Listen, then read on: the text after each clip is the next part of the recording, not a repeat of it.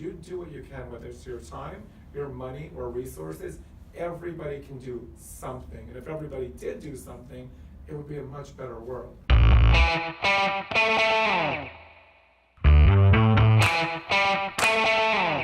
Hey, Dr. Bill here. Welcome back after Leap. Oh my gosh, it's been unbelievable. From Norway to Italy to Abu Dhabi to Leap. By the way, Leap was off the hook. The biggest thank you to Anthony Hopkins, who was phenomenal. Mark Wahlberg, who was phenomenal. Paula Abdul, who was phenomenal. Jonathan Bennett, who was phenomenal. Who else? Oh, from 13 Reasons Why, we had Devin, tell me his last name because I always say it wrong.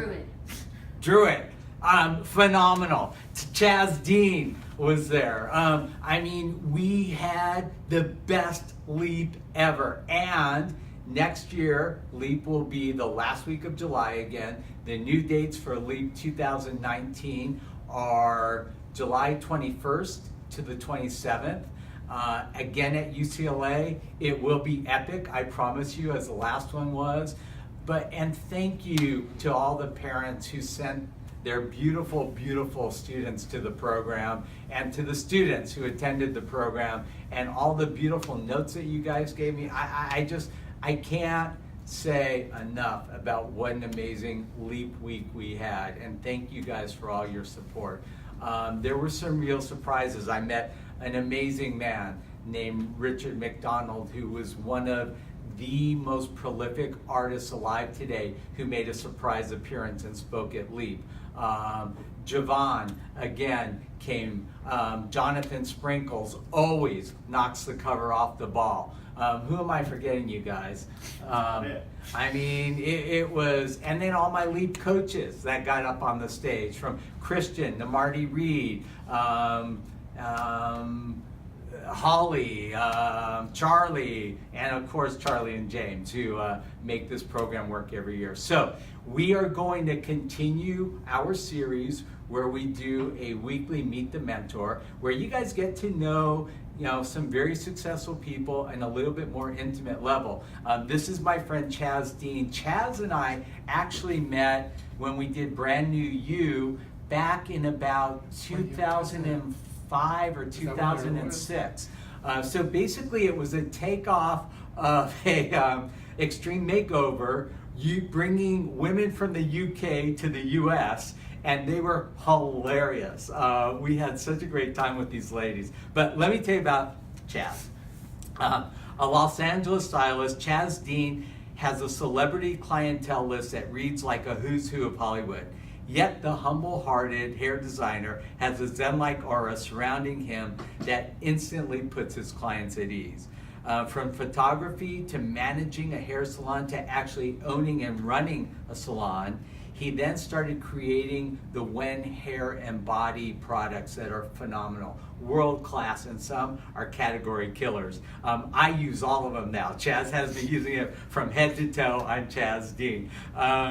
He's an inspiration to people all over the world, and he's changed so many lives by helping give people the hair they've always wanted. Chaz, I want to hug you. Thank you so much for being here and for coming and speaking at Leap too. The students loved him. We do these little mini TED Talks at Leap, and Chaz was one of the speakers. So I know you started off in photography, and you kind of segue into managing a hair salon. But then it exploded. You actually bought the hair salon, moved the hair salon up into the Glen, right? And that was the beginning of a huge career. Yeah, it's kind of where it started. I started out right out of high school doing hair. I was 19 years old. I was 19 years old when I started. You still are. I still am, because of when, thank you. But it's just, I'm grateful, and that's why speaking at Leap, what I loved about it is not everybody knows at that age. I remember when you take those aptitude tests and everything's in there and what career do you want. I'm like, none of them spoke to me. So I'm like, I don't know what I want to do. I knew I loved photography, so it started out there. I wanted to learn more about my photography, so it was hair and makeup, Right. incorporated all that. And once I got into hair, I'm like, it was a no-brainer. I'm like, God, I love doing this and making people happy. I do it with hair, face, body, and skin now, but it started with hair. You do it with teeth, and you know how good it makes them feel about their smile. Me, it's when you have a great hair day, you can be wearing anything and you feel great about yourself. So me, it's hair, you, it's teeth. Now, But you know what? You and I have something very similar, and this is going to be a different kind of interview that you've ever done before. And no, don't be scared. I don't know where he's going with this. No, listen, I went to dental school, right? Mhm. I learned teeth. Yeah. That's what they teach in dental school. They don't teach you business. You know, they didn't teach me how to build a tooth whitening company from 0 to $1.3 billion in sales, right? What I want to know is, okay, you know, you decided photography was your calling. Well, it wasn't. I mean, it was the beginning. But, you know, now you go in and you're managing a salon. How did you learn the skills to actually manage? I mean, a lot of the learning I did was kind of on the, like, I started taking business classes at UCLA at night while I was, you know, building my company with my partners and stuff, because I didn't know that. How did you learn that? Or was it all kind of on the job learning? It was definitely on the job learning, and it started out like becoming, you know, first an educator and teaching classes. I'm like, oh, I can do this, and I enjoy doing this because teaching, obviously we all know that when you teach, you learn. That's a huge part of it, is you learn from teaching.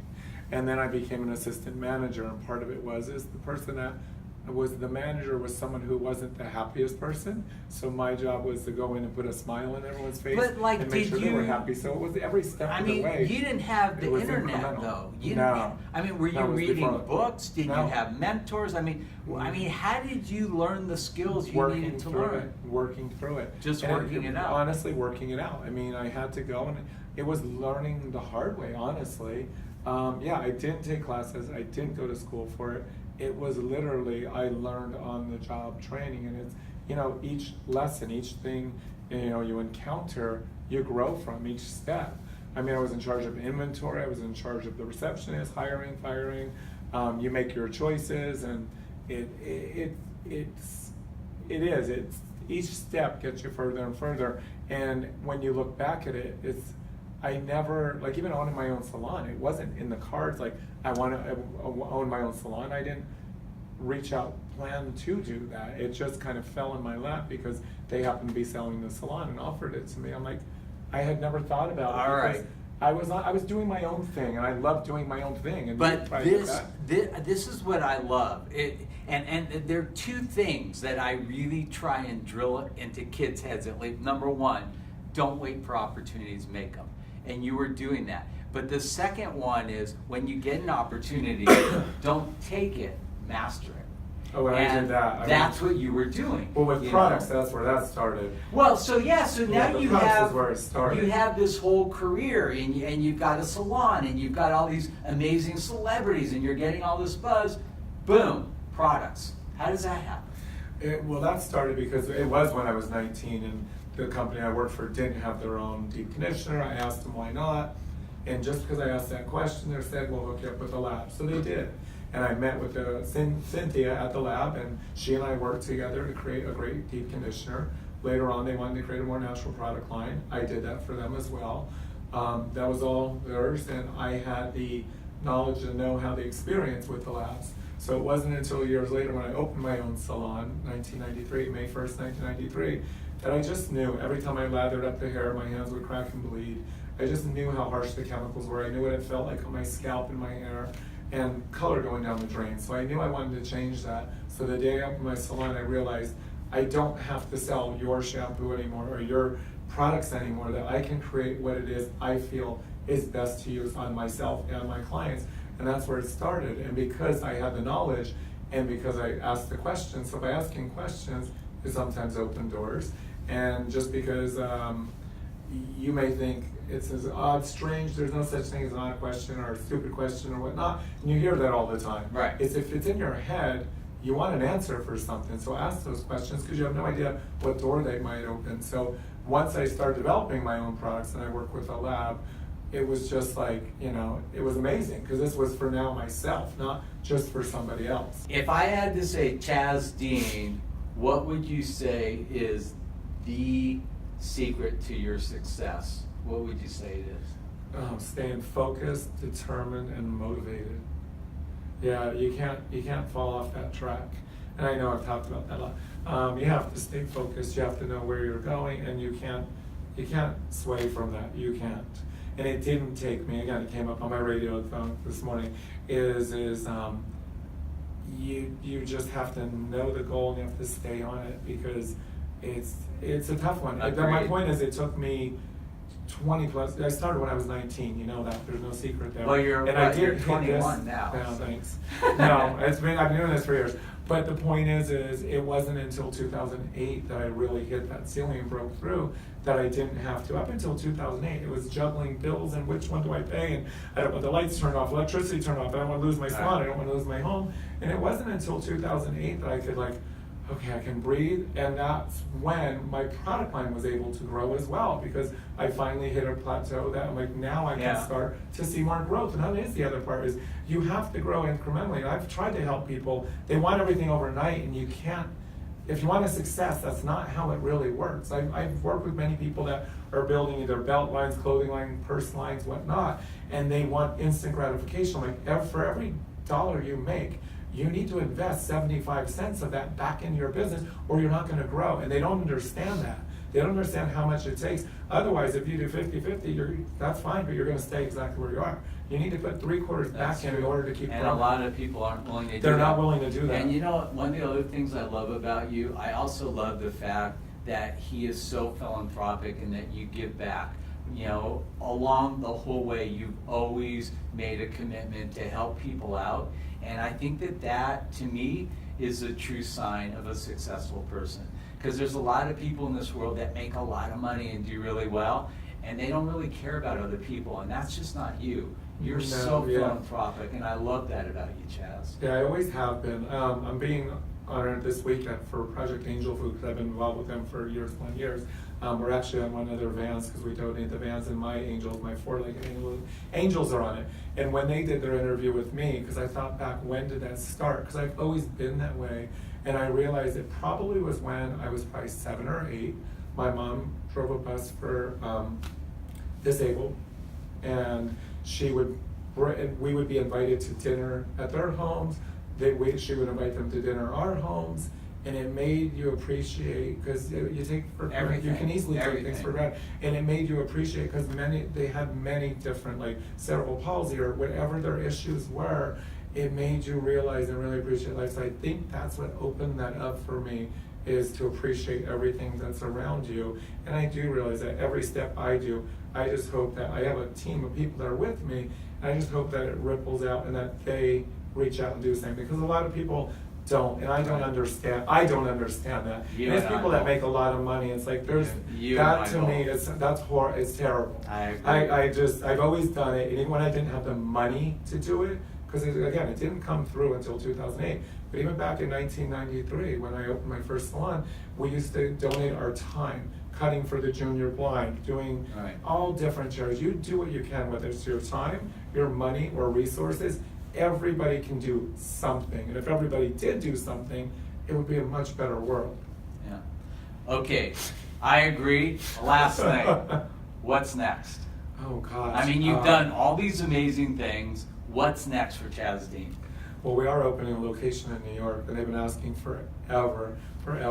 And I tried a couple of years ago, but with QVC and everything that was going on, I couldn't stretch that thin. But it was going to be a full spa and so forth. But this is going to be a retail space and a salon space in Greenwich Village, which is amazing. And I'm really excited, and they're really excited.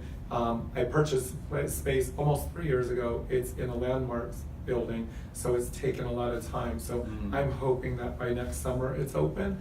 But I'm really excited about that because I love going to New York. To live there, it would be a lot because I need nature and all that around me, like close by. But it really inspires me. You get off the plane or however you get there, and just so much around you that it's really inspiring. So I'm excited about that. Okay. That's the next step. That'd be awesome. Well, when you do the opening, I want to be there. Okay. And everyone says that. I'm hoping for June. I'm hoping for June of 2019 because this is crazy. You know, my number 613 is my mom's birthday. I also have a product line 613. Spirit became a part of our family when I opened my salon in Hollywood, but also 613 happens to be my lot number. I'm not joking. The lot number in the city of Manhattan. That's When I crazy. found the plans from That's crazy. 1845, it's lot number 613. Can't make it happen, so I'm hoping to open You wanna hear 613 something of 2019. Crazy. So at Leap, we talk about being a 10, act like a 10, walk like a 10, talk like a 10. When we sold my company, Discus Dental, we sold it on 10/10/10 at 10 a.m. October 10th, Okay, so you understand what it is. 2010. And I got the merger documents at 9 in the morning. I waited till exactly 10, signed it, and we sold it at 10 a.m. Chazzy, thank you so much. you. You're the best. Thanks so much. Be your Next best you. week, we will have another great Meet the Mentor. Till then, Dr. Bill, over and out.